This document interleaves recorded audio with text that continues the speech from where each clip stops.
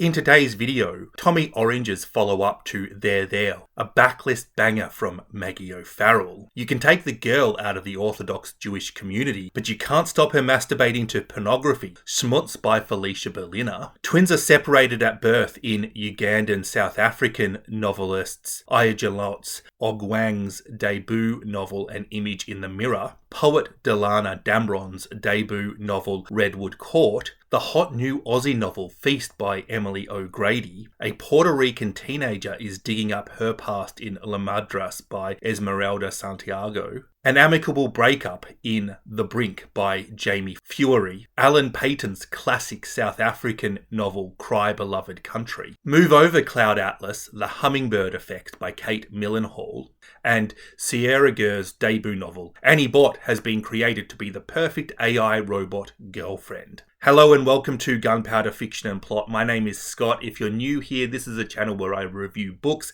specifically new release books, literary fiction and global literature. I've got 17 books to talk about today, including 3 of the best books I've read this year. But I'm going to start with some rapid reviews of some books that didn't really work for me. And as this video goes on, I will give you some longer reviews of the books I got a little bit more out of. Let's start with the 6 books I DNF'd. I did not finish. Memory Piece by Lisa Coe. One of these reflective books about women and art. 3 friends meet as teenagers in the early 1980s, but this book is written in the 2040s, looking back on their lives.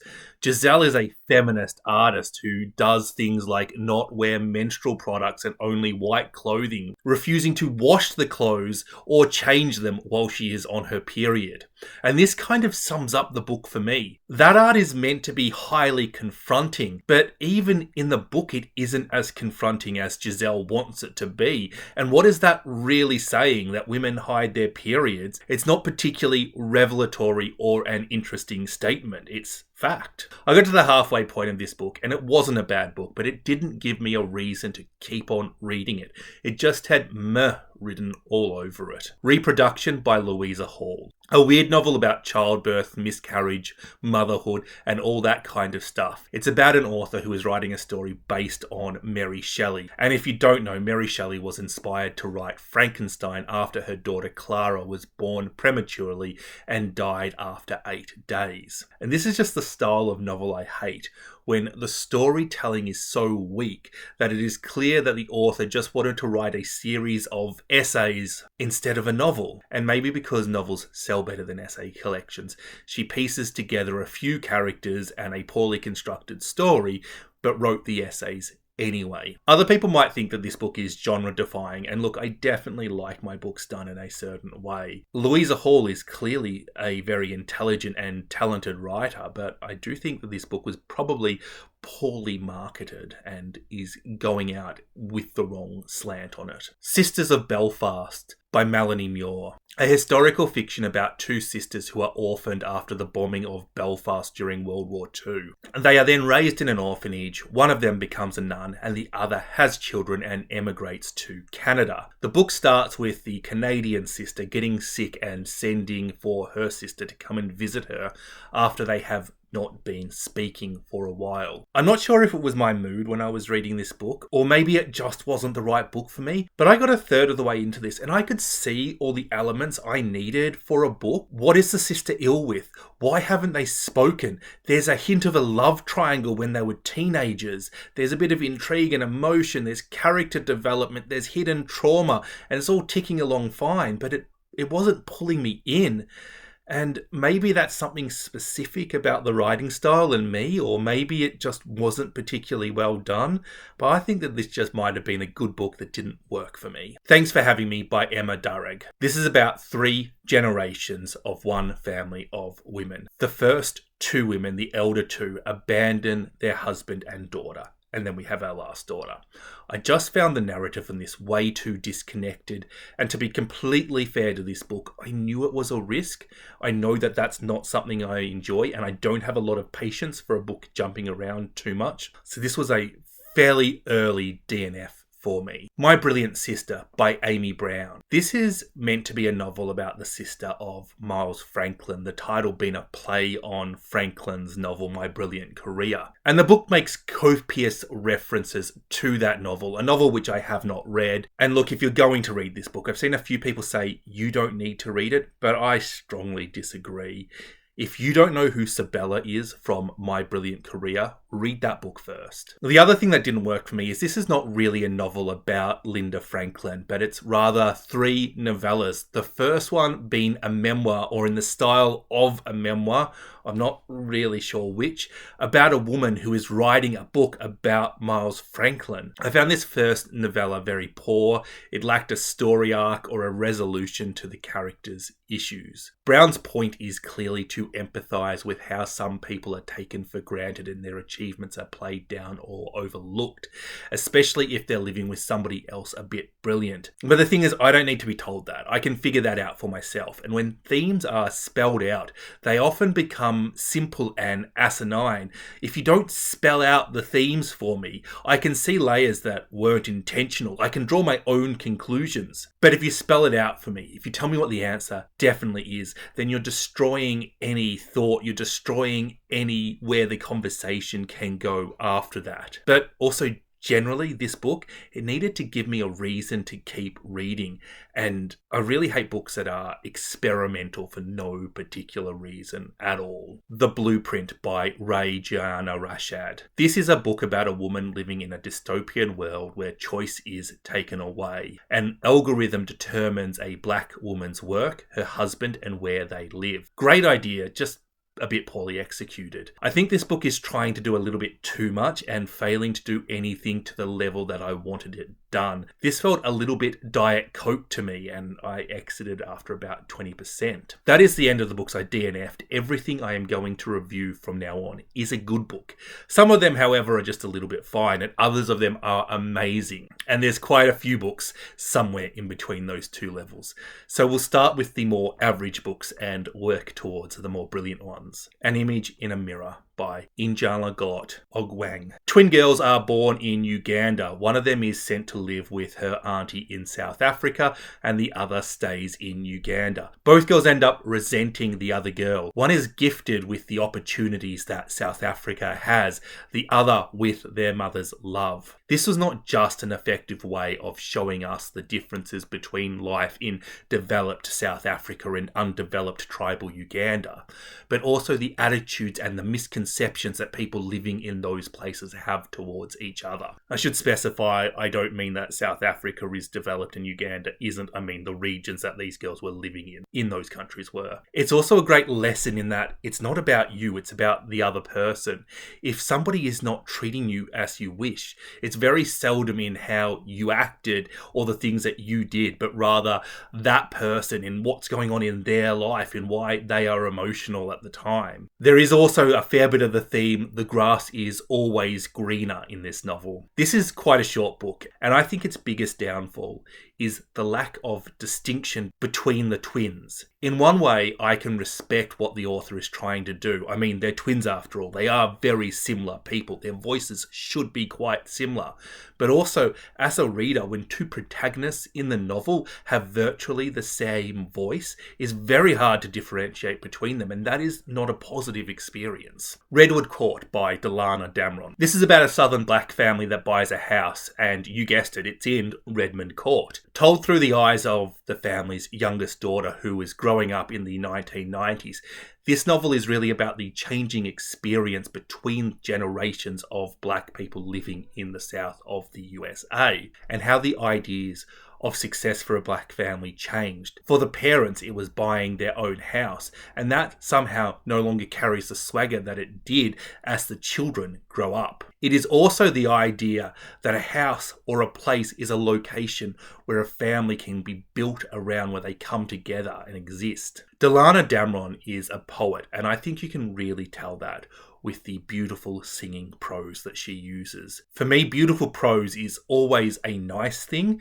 but it's not the reason I read. And the rest of this novel is just a little bit forgettable. Beautiful, enjoyable, but a little bit forgettable. If you like beautiful writing, pick this one up. If you read for other reasons, skip it. The Brink by Jamie Fewery. Dan and Anya are getting divorced after 2 kids and 2 affairs, 1 each. 2 houses, and now they are going to couples mediation, which serves the dual purpose of allowing them to separate on good terms and figure out all the details of the divorce without the need for lawyers. Well, actually, there is a need for lawyers. They are in the room with them for this bizarre situation, which is somehow a combination of couples therapy and courtroom. The book takes place over a few days with constant flashbacks to fill in the details of Dan and Anya's married life.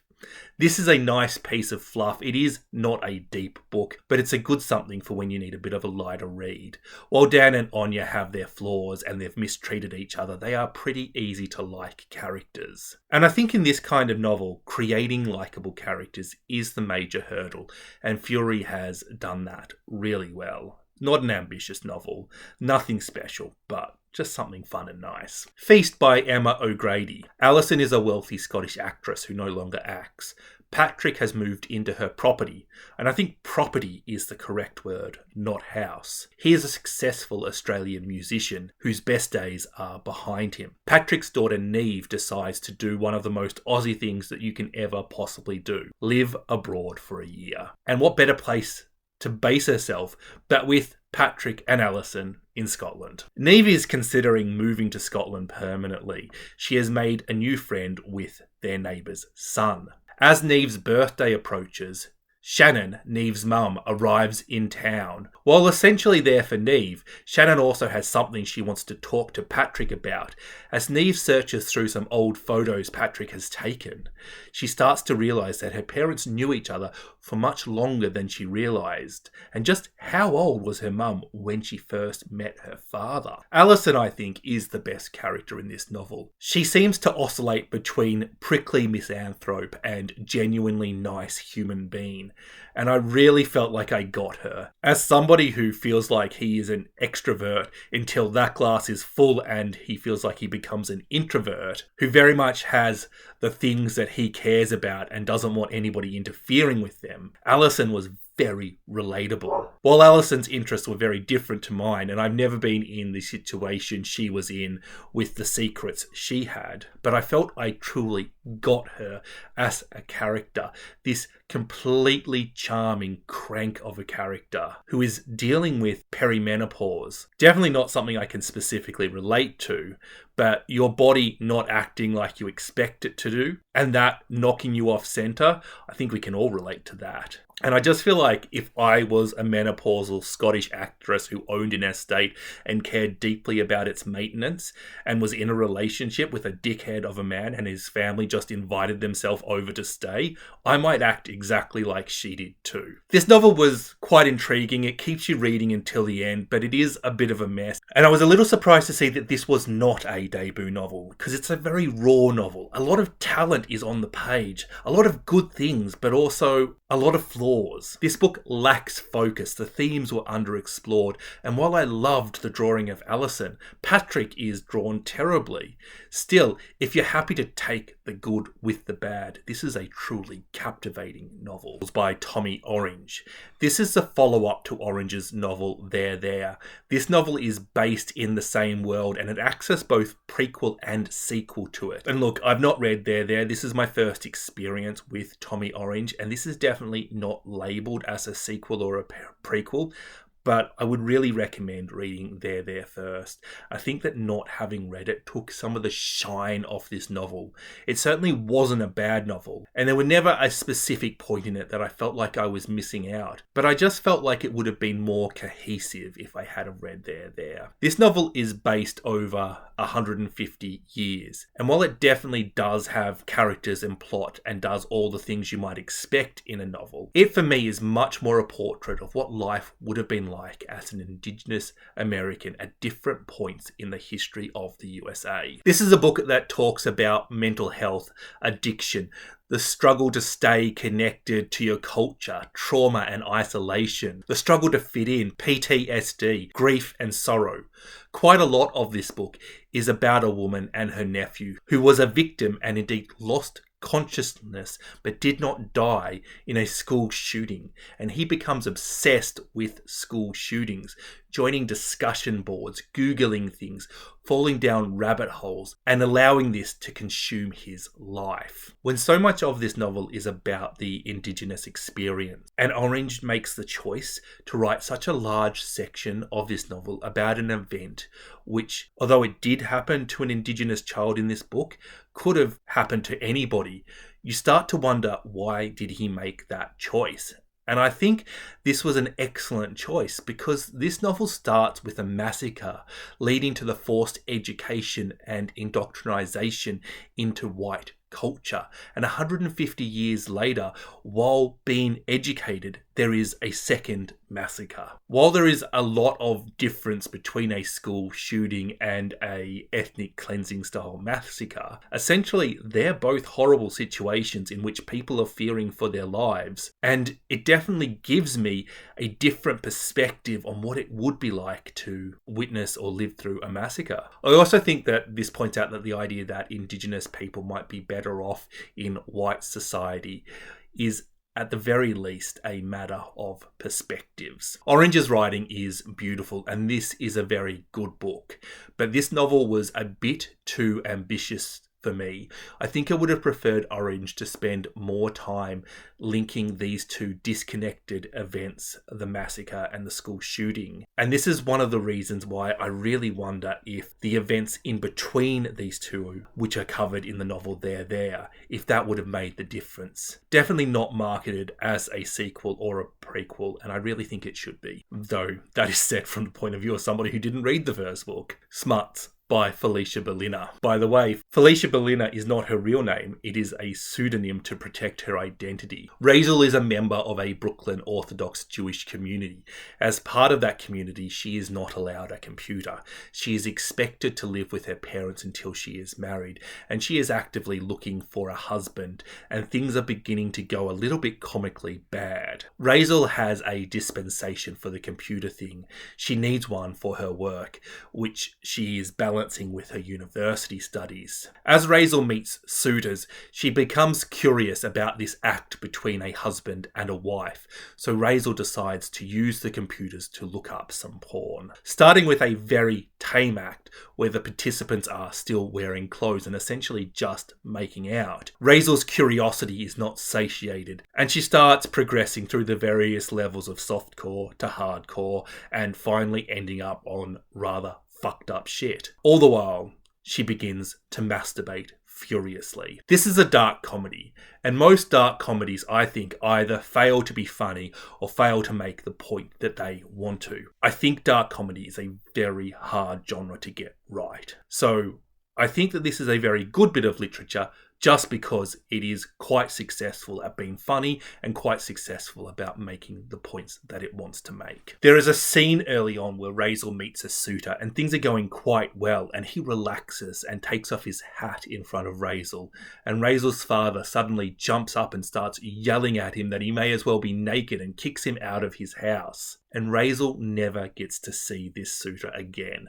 The scene was very over the top and silly, but also served to point out how strictly the family adheres to their beliefs, which I think adds to the subversive nature of Razel watching pornography. Razel is also seeing a therapist who is a goy therapist, and she must keep this secret, which really adds to the hypocritical nature of this novel. She's allowed to see this therapist because her parents think it's necessary, but it does go against their religion. This was a book I read for my Patreon book club, and I would just like to thank all of my Patreons for their support and welcome my newest members, Stephen and Juliet, and thank the members who participated in the wonderful conversation we had. One of the points that came up in our conversations, and I think is really worth considering in this novel, is can porn ever be a liberating experience for women, considering it also exploits them? There are numerous academic papers out there that can show you that pornography increases the rate of sexual assault within relationships,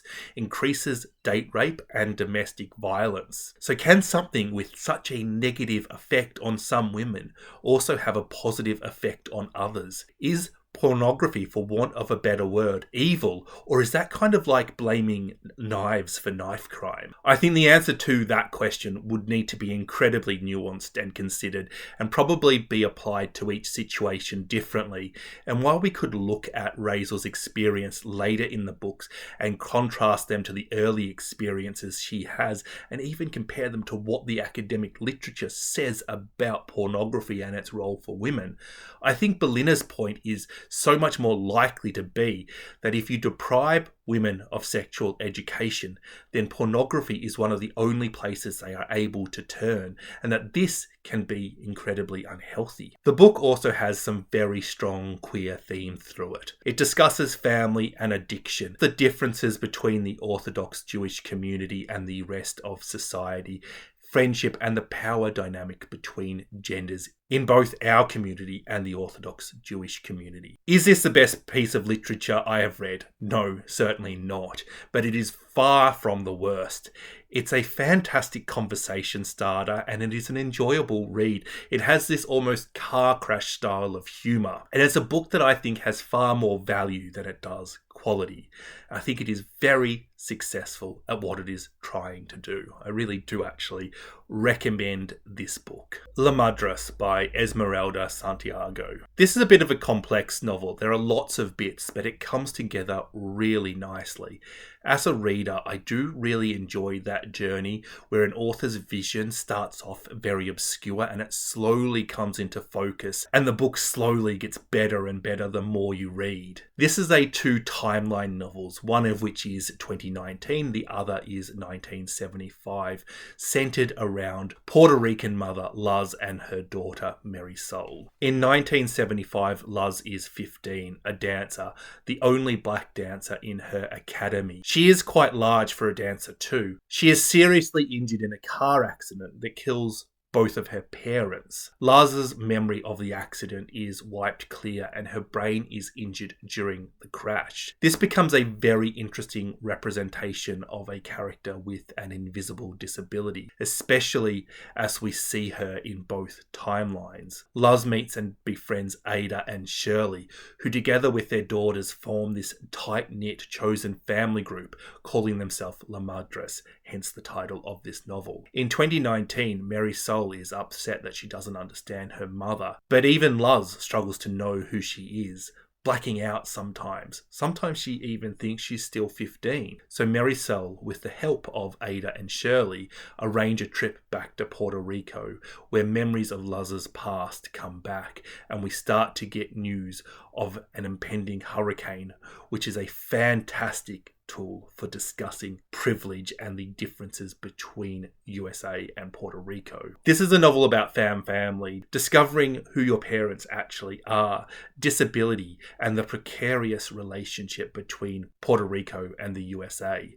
Puerto Rico has such a strange setup to its government. I read Olga Dies Dreaming last year, which discusses it too, so it wasn't a new concept for me, but this book brought home why that setup is so problematic for the people of Puerto Rico and why things need to change. Now, I don't understand all the details and the complexity of the situation, but it definitely seems to me that Puerto Rico should be a full member of the USA and be recognised as one of the states. Maybe that's not the ideal solution. I don't know. I'm not trying to solve the problem.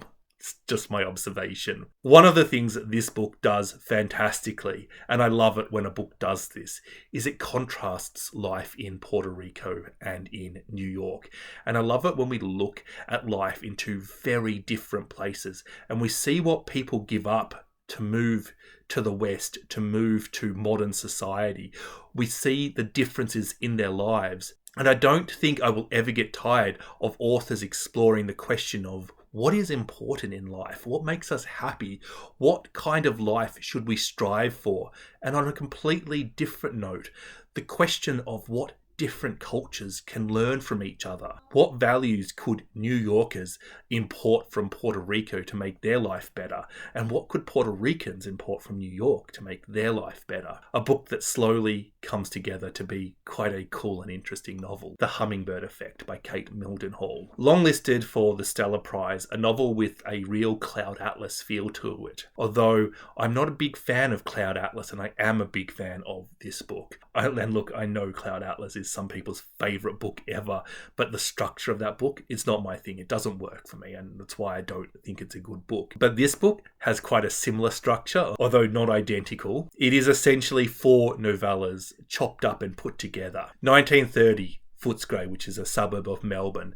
Peggy is starting to work at a local slaughterhouse, and she has caught the eye of Jack, a slaughterman and a union man, about to find his trade useless, as industrialisation means a team of untrained men can work for cheap and replace the skilled slaughtermen. The story of Penny and Jack is central to this novel. 100 years or so in the future, Hilda is stuck inside during a plague. Further in the future, La, a gifted actress, begins to work in a warehouse for the medical perks of her job, namely that they will freeze eggs and allow her wife to get pregnant. Then La realizes that her voice has been stolen for the AI on her business's telephone network. Maz seems completely removed from time, potentially living in a post-apocalyptic future. She's a diver hunting for remnants of a past unknown and underwater. When her bond with her sister is put to the test, does she pick her sister or her clan?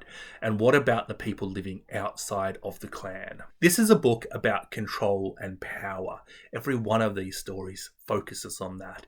It's also about the march of progress, and can it ever be halted? Every story shows people adapting or not adapt to progress. Every story shows the depravity of humanity, sucking the life out of somebody, exploiting them. And the question to that is, for what? What is gained by doing that? Ultimately, this book raises a very interesting question. No matter how humanity changes, no matter how much human society changes, whether it moves forward or falls down, whatever happens to it, is human nature ever going to change? Will anybody rescue us from the island we find ourselves on? It's a question I think this book answers too, but maybe in answering it, it poses another question. At what cost does change come? A weird blend of historical, speculative, dystopian, and contemporary fiction that really should be a train crash of a novel, but surprisingly really isn't. I've got 3 books left to tell you about, and this is the go out and buy these books section of the video. And I'm going to break the order here because one of these books I have already done an in-depth review of. So I'm going to review that one first before revealing what the other 2 amazing novels are. Annie Bot by Sierra Greer. I really wasn't expecting this to be such a fantastic read. It is about a sex robot with an AI intelligence. I saw that and I thought, this will be fun, this will be hilarious, but this is quite possibly the best feminist novel that I have ever read. It is advertised as a cross between My Dark Vanessa and Never Let Me Go, and it kind of does fall somewhere in between those 2 novels, but it's also its own thing. A company has perfected AI and created an AI robot, designing 3 models: Nanny, Abigail or Maid, and Cuddle Bunny, also available in Hunk. You can essentially buy fake people in this world, but there are only 3 models for that.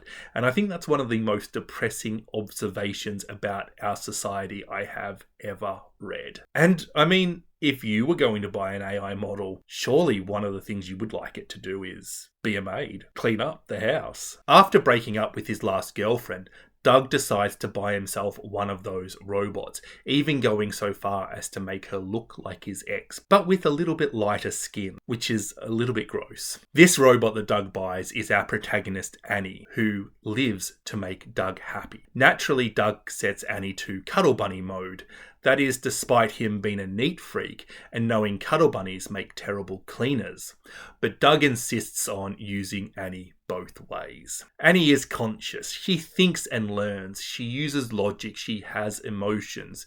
Is she human? What makes us human? What I love about this is that every interaction Doug and Annie have is so loaded for us, the reader. If this was just a man and a woman, not an AI, this wouldn't be nearly as good. But because Annie is different, because she is owned by Doug, it makes you question everything that's going on. Annie is built to have sex with Doug. It makes her happy when they do it. So why does it feel so wrong for us, the reader? Why does it feel so exploitative and so yuck? We can't just answer that question by saying sex in this situation is wrong or sex in this situation is fine. Greer requires us to understand what makes a specific situation wrong or not. She requires us to understand the subtleties in the power dynamics at play. Does Annie have a choice in the sex? Maybe she does. Maybe Doug won't rape her if she doesn't want to do it. Which is the sort of glowing reference everybody wants to have about their character. And something that we don't know about, by the way. Certainly Annie doesn't know about it. Regardless, he does look on Annie as his possession. And if Annie doesn't have sex with him, maybe he'll treat her fine. Maybe he'll just return her to the factory where she'll have her brain wiped and a new personality implanted in her body. Coercion definitely doesn't have to be violent. There is so much in this book, because even when we're discussing the idea of consent without the obvious threat of violence, we're mentioning that Annie, our protagonist, is property, that she is objectified. She is literally an object. And you can't talk about literally owning people without thinking about slavery. And what is this novel saying about that? I have a full review of this book where I go into more detail and discuss some of the themes that I haven't discussed here, because this is a really special book and I certainly can't do it justice in the time I have allocated in a recent reads video. It is an absolute masterclass in how to write thought-provoking fiction while still centering a character and developing her, while still having an exciting plot, which I haven't mentioned because while it's really good, it is so far down the list of things that this book does to an impressive level. It's kind of like, oh yeah, the plot is excellent too. An absolute hand grenade of a feminist novel. Cry Beloved Country by Alan Paton, a South African classic published in 1948, and it's one of my wife Nell's favourite novels ever. On its surface, it is about a Zulu pastor, Stephen, who goes to Johannesburg to find his son, Absalom, who moves to the city in search of a better life. Through this search, Stephen meets many people, which essentially serve the purpose of showing us what life in South Africa was like in the late 1940s. What I love about this is there are times when Paton is depicting cruel and horrible things in this world, a world full of racial inequality. He's making sure we know that racism is alive and well in South Africa, that many of its people, and quite importantly, many of its officials, are very racist. But Paton is also showing us something else. He's also depicting in various scenes how to act decently. He's showing us kindness between the races too. One of my favourite scenes is the boycotting of the bus after prices were raised, and black people begin to boycott this bus and walk the 11 miles between Alexander and Johannesburg, only for white drivers to pull over and give them a lift. Some of these drivers going well out of their way to support the black cause. Alan Paton knows that the people reading this book are more likely to be white than black, and that while criticism is important, so too is a positive example that we can aspire to. Paton is using a lot of symbolism in this novel. You can, for example, look up Absalom in the Bible and see that he is the son of King David and rebelled against him. But the symbolism, like the bus scene, which I think you can clearly see is symbolic of any black cause, could still just be read and interpreted as a boycott on a bus system. And Absalom could just be read as a name. The symbolism is a bonus. It's not required to understand or enjoy the novel. That is how symbolism should be done. When Stephen eventually finds his son, it is revealed that he has killed a white man, and the second half of the novel is about his trial. Paton published this novel in February of 1948. In May of that year, South Africa had a general election in which the National Party won and stayed in power until 1994. And I'm sure a few of you realise what these dates mean already, but for those of you who don't, the 1948 election was essentially fought over the policy of apartheid. So Paton's depiction of South Africa comes at such an interesting point in their history, when white people are so fearful of black crime that the policy of apartheid is voted on. Paton is commenting on that fear. He's commenting on black crime and how black people who commit crime are treated. He's commenting on pre-apartheid conditions, and that is just a fascinating snapshot to place a book. The character depiction is great. I very much enjoyed seeing the range of characters Paton picked to represent South Africa. Look, this is a fabulous book, but it is a book that really does represent the time it was written in, and it's a book where I think a lot of people could read that and retrospectively call Paton a genius for predicting the future. But I just think that that is a warning of what might happen. It just makes books like this really incredibly sad, because ultimately that warning was unsuccessful. The Vanishing Act of Esme Lennox by Maggie O'Farrell. I say in the intro to these videos that I read new releases, and then I finish with a classic and a backlist novel. But there are very few writers out there who can come close to Maggie O'Farrell. She is such a rare talent, one of the best authors writing at the moment. A little while ago, I had a look at the authors who I really enjoy the writing of, who I really love, and who I'd like to go back and read the backlist of. And O'Farrell was one of these authors I identified. Set in Scotland, Iris receives a strange call. Her great-granny Esme is being released from Coldstone Hospital. The only problem for Iris is that she didn't know she had a great-auntie Esme. Esme's sister, Iris's grandmother, always claimed to be an only child, but Esme has both the paperwork and the knowledge of the family to prove who she is. Coldstone Hospital is not treating people with broken legs or appendicitis. They're an asylum for the mentally unwell, and Esme has been living there for most of her adult life. This is a two-timeline novel, the structure of which is quite similar to O'Farrell's most recent novel, The Marriage Portrait, although the novels are otherwise very different. The slower-moving modern timeline simply involves Iris deciding what she should do with Esme, and if her claims are true, the earlier timeline involves Esme's childhood and adolescence. This is the sort of story that Maggie O'Farrell does amazingly well, because let me ask you, what do you read for? Do you like plot? Because this book is both thrilling and captivating. The twists and the turns in solving this family mystery will keep any plot reader going. Do you like characters? Wowee, Esme is such a quirky, weird and unusual character. Somebody who really goes against society. It takes a quality writer to make such a character believable, but Esme is well more than believable. O'Farrell makes you understand her. You know what she's going to do in certain situations. And she isn't the only amazingly drawn character in this novel. Do you like settings?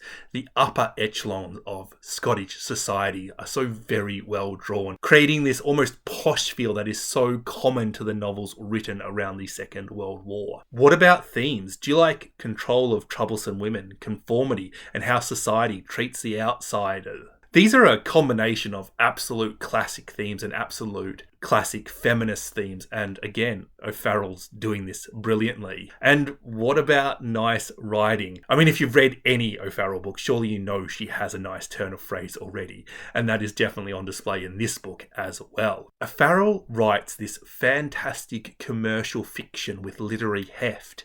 Her books are entertaining, they're fun, they satiate. But she also does everything that literary snobs love too. Turns of phrases, sharp observation, deep emotional insight. So wherever you fall on the literary heathen to literary snob scale, read this book. If you want to see more videos like this, it doesn't cost you anything to like and subscribe, and it supports this channel, so please consider doing that. Thank you for watching. Bye bye.